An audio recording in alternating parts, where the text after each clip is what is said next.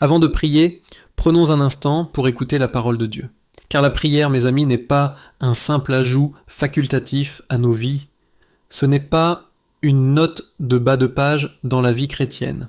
La prière et le cœur, c'est la ligne de vie de notre relation avec Dieu. C'est ainsi que nous restons connectés, que nous respirons sa présence, que nous grandissons dans sa vérité et que nous entendons sa voix. Si vous prétendez suivre Jésus, si vous ouvrez les Écritures et dites « c'est ma vérité », alors la prière n'est pas quelque chose que vous pouvez vous permettre d'ignorer. Elle est essentielle, c'est la survie de notre âme. Pensez-y même, Jésus le Fils de Dieu, Dieu fait homme plein de puissance, de sagesse et d'autorité divine, priait. Il priait souvent. Il se retirait dans des lieux isolés pour communier avec le Père. Il priait en public et en privé. Il a prié avant de choisir ses disciples. Il a prié à Gethsémane, sa sueur devenant comme des gouttes de sang. Il a prié alors qu'il était sur la croix haletant pour respirer. Si le Fils de Dieu, qui ne manquait de rien, avait besoin de la prière pour rester connecté au Père, à combien plus forte raison en avons-nous besoin? À combien plus forte raison avons-nous besoin de tomber à genoux, de lever les yeux, de crier dans notre faiblesse. La prière, une relation, pas une performance.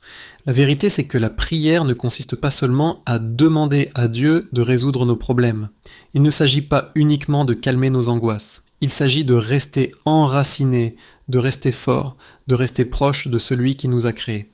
Sans la prière, notre foi se dessèche. Sans la prière, notre perspective s'assombrit. Sans la prière, nos cœurs s'éloignent. Et pourtant, soyons honnêtes, parfois la prière nous semble difficile. La vie est remplie de distractions. Notre corps est fatigué, notre esprit est agité, notre cœur est lourd. Et parfois, sans même nous en rendre compte, nous oublions à quel point nous avons désespérément besoin de cette connexion.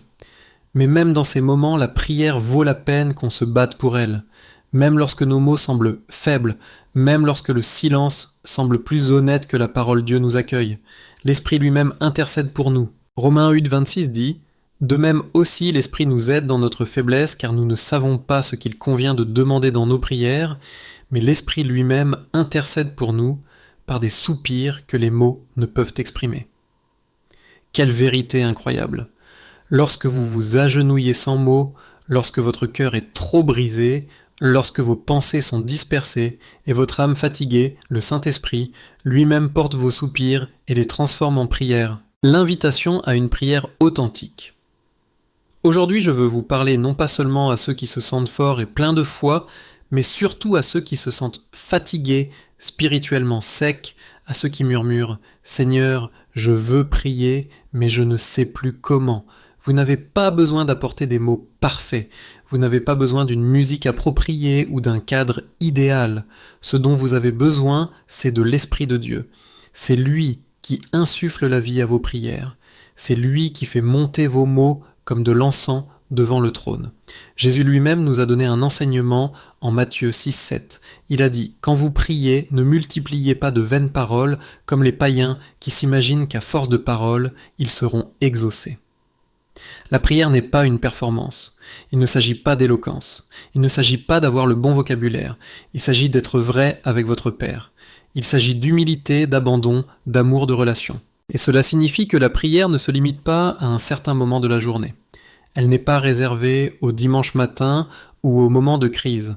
Éphésiens 6, 18 dit « Faites en tout temps par l'Esprit toutes sortes de prières et de supplications. Avez-vous entendu en tout temps, dans la voiture, le matin, en cuisinant, en pleurant, en attendant, en adorant. » La prière n'est pas limitée. C'est un rythme de vie, une conversation continue. Chaque moment devient sacré lorsque vous y invitez le Saint-Esprit. Un moment de transformation. Aujourd'hui, alors que nous entrons dans ce temps de prière et de réflexion, je veux vous inviter à changer votre perspective. Ce n'est pas juste une autre vidéo, pas juste une autre prière que vous écoutez à moitié. C'est un moment saint. C'est une invitation de Dieu à vous rapprocher, à être calme, à ouvrir votre cœur et à dire « Seigneur, me voici ». Le Saint-Esprit n'attend pas des gens parfaits, il attend des gens qui s'abandonnent, il vous attend. Je sais que certains d'entre vous qui écoutent en ce moment ont faim de plus, vous êtes fatigués, des prières de routine, vous êtes fatigué de simplement répéter des mots, vous voulez de la profondeur de l'intimité, vous voulez vous sentir à nouveau vivant lorsque vous priez. Si c'est votre cas, écoutez-moi, cette faim vient de Dieu.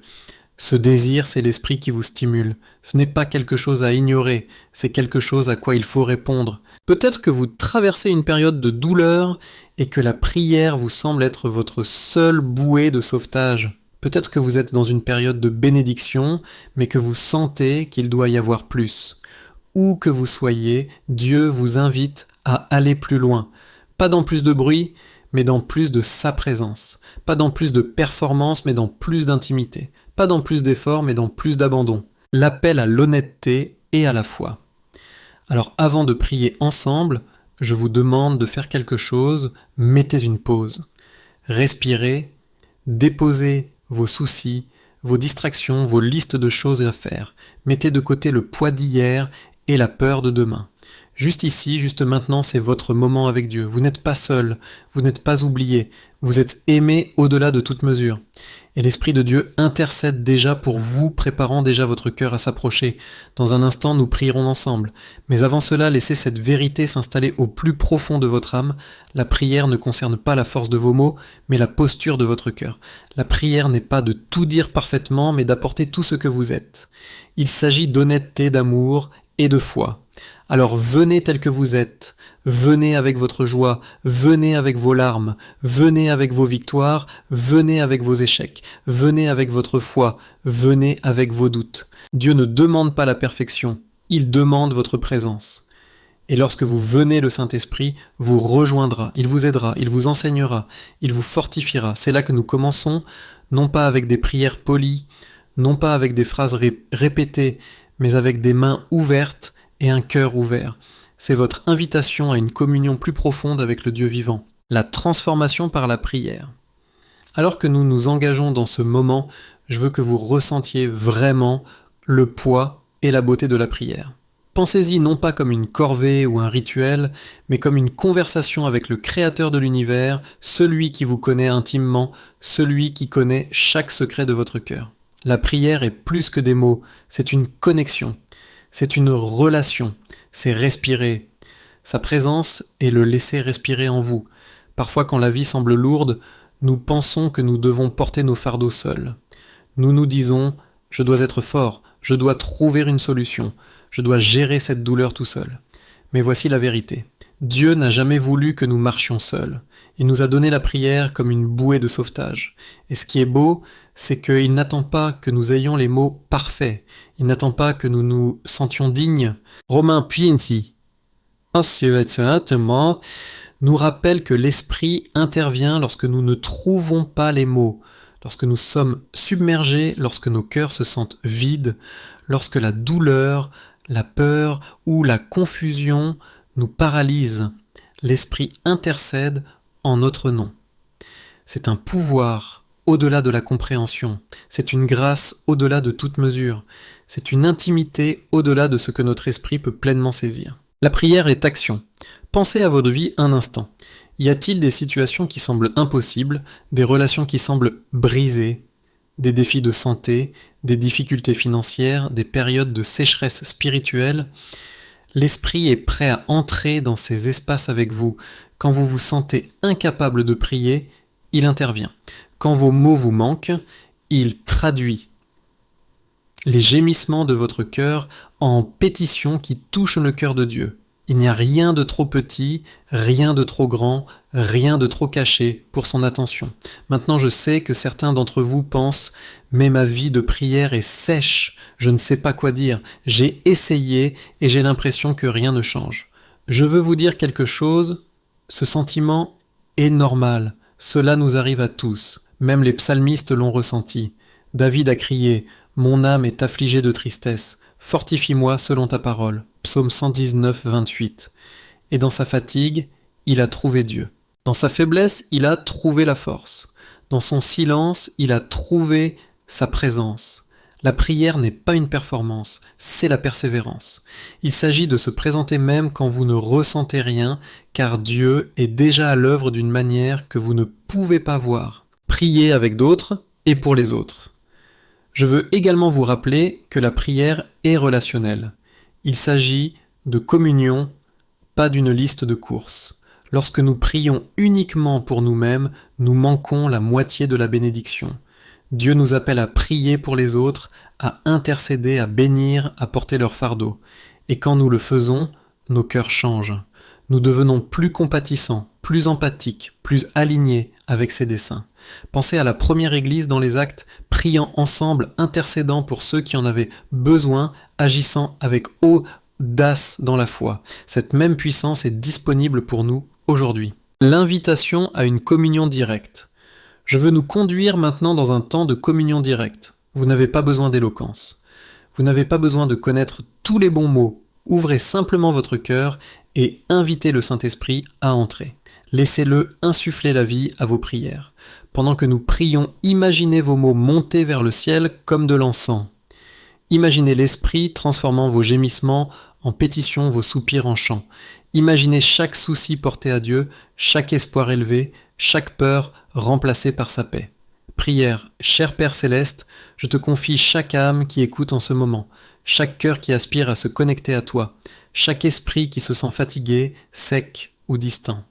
Seigneur, tu connais nos cris silencieux, les luttes cachées que nous ne pouvons pas exprimer. Remplis-nous de ton esprit, apprends-nous à prier avec profondeur, avec intimité, avec foi. Père, ne permets pas que nos prières soient sans vie. Laisse-les monter comme de l'encens. Laisse-les porter. Ta puissance, ton amour, ta vérité. Saint-Esprit, souffle sur nous. Aide-nous à prier d'une manière qui s'aligne avec ta volonté. Aide-nous à intercéder avec audace, humilité et fidélité. Que nos cœurs soient en harmonie avec le tien. Apprends-nous à marcher en ta présence, à écouter ta voix, à obéir à ta direction. Purifie-nous, renouvelle-nous, équipe-nous et remplis-nous. Que ton esprit guide nos mots, nos pensées et nos actions. Et Seigneur, que nos vies deviennent elles-mêmes des prières reflétant ta gloire à chaque instant. Amen. La prière, une pratique qui transforme.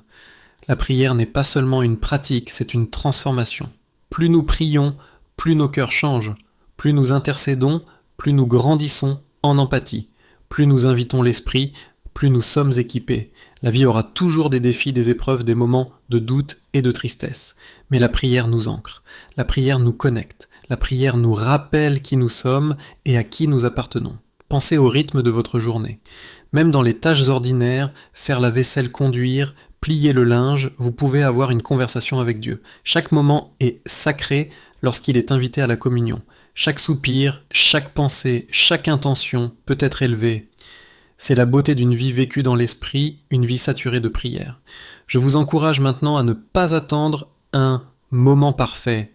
N'attendez pas que votre cœur soit rempli. Commencez maintenant. Ouvrez vos lèvres, ouvrez votre cœur. Invitez l'esprit, laissez-le vous enseigner, vous guider, vous équiper. Et ce faisant, observez comment Dieu commence à transformer non seulement vos prières, mais aussi votre vie, vos relations, vos choix, votre perspective, votre âme, un mode de vie en communion. Alors que nous arrivons à la fin de ce moment ensemble, je veux que vous preniez une profonde respiration et que vous laissiez les mots que nous avons partagés s'enfoncer dans votre cœur.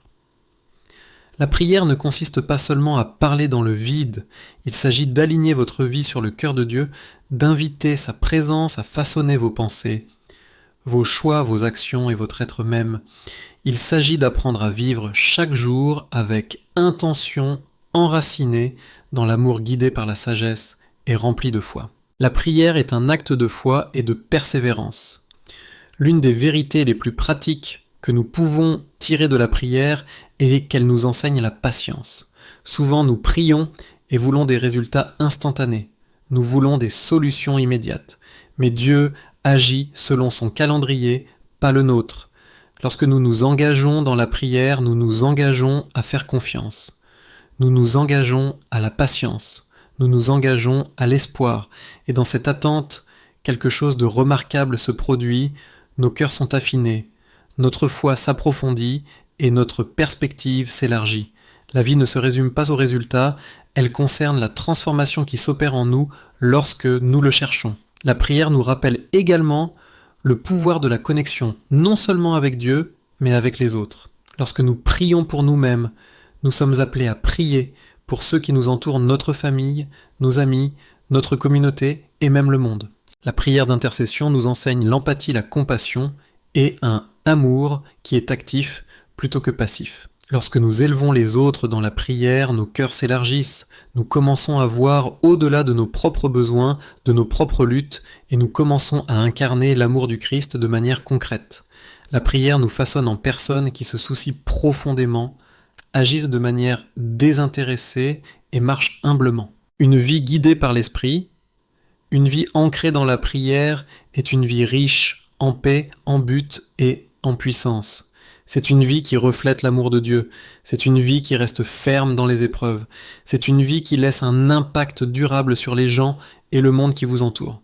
Que votre foi grandisse, que votre espérance se développe et que votre amour abonde. Que votre vie de prière devienne la source d'où coule toute votre vie.